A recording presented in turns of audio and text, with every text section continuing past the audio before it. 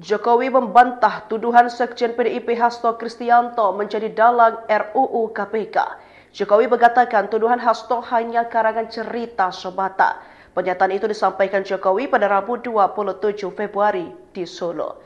Jokowi membantah tuduhan Hasto bahwa RUU KPK merupakan upaya memuluskan putranya Gibran Rakabuming Raka untuk menjadi wali kota Solo.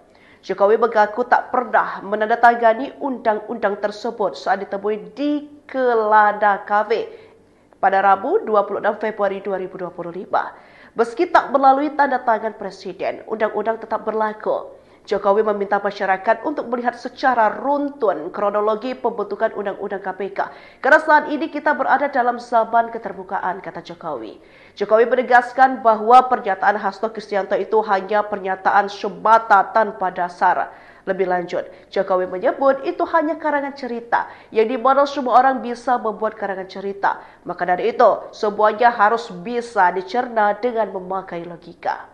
Dia pun kembali menegaskan bahwa Undang-Undang KPK tersebut tidak ada kaitannya dengan Gibran Rakabuming Raka ataupun Bobi Nasution yang maju dalam pemilihan kepala daerah 2019. Lebih lanjut, Jokowi menyebut itu hanya karangan cerita yang dimana semua orang bisa membuat karangan cerita.